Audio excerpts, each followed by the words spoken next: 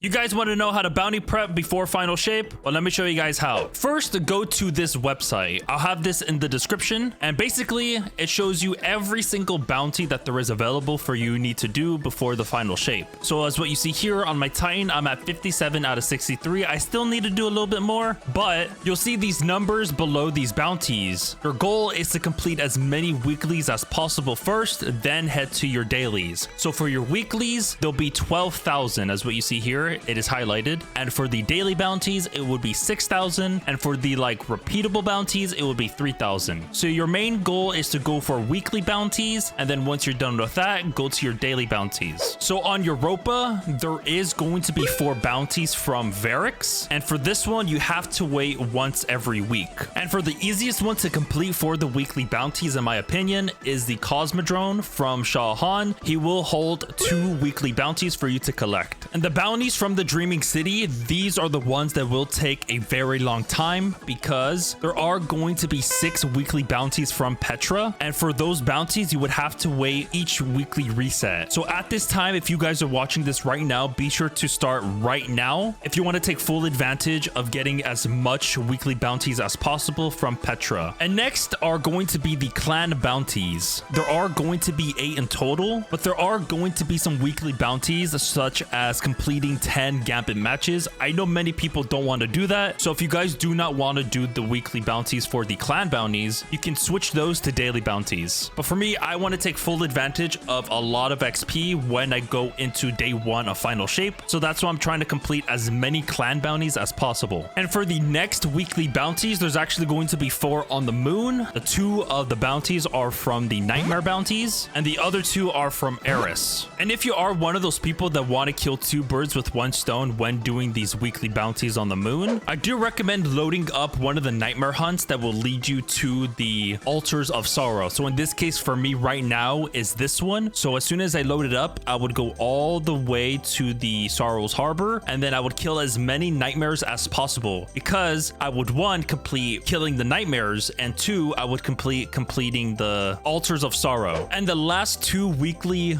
bounties for you to complete is on Dares of Eternity, and the next one is on Neptune, where you would have to talk to Nimbus to collect that weekly bounty. So in total, you are going to be completing 27 weekly bounties for each character. So in total, you are getting 81 weekly bounties completed. If you were to complete every single weekly challenge there is available in Destiny 2. Yes, I did say challenge, but I meant to say bounty. So once you complete all of the weekly bounties, you'll still have a bit more room. And for that room is to do daily bounties, specifically the ones for Vanguard, Crucible, Banshee, and lastly Gambit. Because if you were to complete 8 Vanguard bounties, it would give you a powerful gear. Usually back in the day, many people will tell you to do 7 out of 10, and then once the DLC drops, you were to do an additional bounty to give you that powerful gear. Well, they changed that, so now you can do all 8 bounties, pop them all at once, and you'll get that powerful gear. But I do recommend once you pop all of your bounties to save your powerful gear, but I'm pretty sure you're going to be getting a lot of loot when doing the legendary campaign mode. But if you're one of those people that aren't going to do that, be sure to save it and then pop it whenever you feel like it. So for the characters for holding the bounties, the main character you're going to want to use, be sure to hold 62 out of 63 bounties. So for me, I main Titan, so I'm going to hold 62 out of 63 bounties, because once we load up into the DLC, we are going to be getting quests. So by having that 1 left available, you wouldn't have to go to the tower to collect the quest. It would be right on your character right there and then. And for your other 2 characters, be sure to fill them up all the way to 63. And now let's head to the materials. Let's start with legendary shards. Yes, when the final shape drops, legendary shards are going to disappear finito delito. So here's what you need to do if you want to spend your legendary shards wisely. You're first going to want to go to the moon again, specifically to the Lectern of Enchantment. Why? Because of the material exchange. You're going to want to spend your legendary shards on this currency. So for 10 legendary shards, you are going to be getting 1 phantasmal fragment, because your next destination is to go to the tower. Then once you're at the tower, go to Master Raoul, and once you're there, go to the materials exchange. And once you bought as much of these fragments, you can use this to spend it on Glimmer. And as what you see here, I'm buying it. It would cost 10 for 10k, and yeah, you can just spend this for Glimmer. So that's what you should be using when wasting your legendary shards, because Glimmer is going to be the main key point for currency. So yeah, I also forgot to mention that when spending your legendary shards, you can also use it to spend raid banners. As what you guys are seeing here, I am eating good tonight. So yeah, use your legendary shards to buy the raid banners. All right, let's head to the oranges. That's what I like to call them.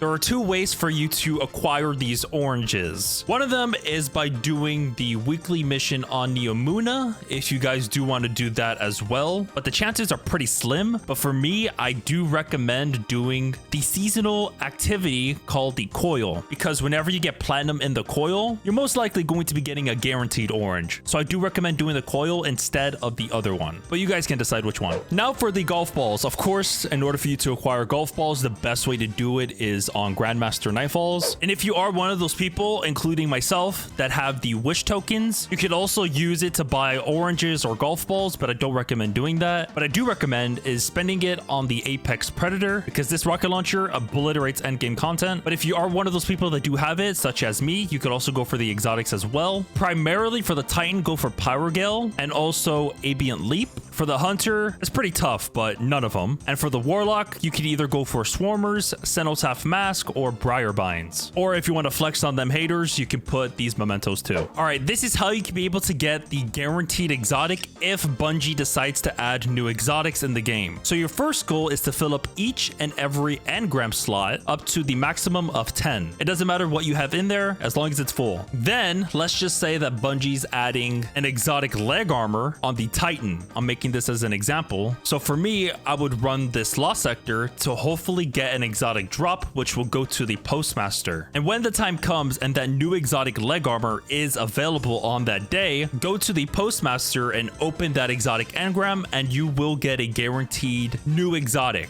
But it's only for the people that have each and every exotic armor piece on that character. So for me, I do, so I am going to be getting that exotic leg armor. And also, here is a method for you to get more enhancement cores if you guys are struggling. So first, you're going to want to go to is onto your collections, and then you're going to want to go to armor. Then afterwards, go to leveling, go on to the next tab, and you can purchase any other blue armor you like. And for me, I'm going with the helmet. And once I do, it would be in my inventory, and then I were to inspect it, and I would have to upgrade it to level 8. But as you're doing that, you're going to be wasting enhancement prisms, shards, glimmer, and cores, but it will be worth it if you want to get an extra amount of enhancement cores. Then I were to dismantle it, and as what you see here, I get 6. So that would be 3 extra enhancement cores every time you would do this. So if you are going to abuse this method, I do recommend going for Prism Harvest. Earn bonus enhancement prisms when completing ritual activities. And also, I'm one of the people that have hundreds and hundreds of engrams just waiting in my Postmaster or character, whatever you want to call it. So if you are one of those people that have these engrams like this, you could also go back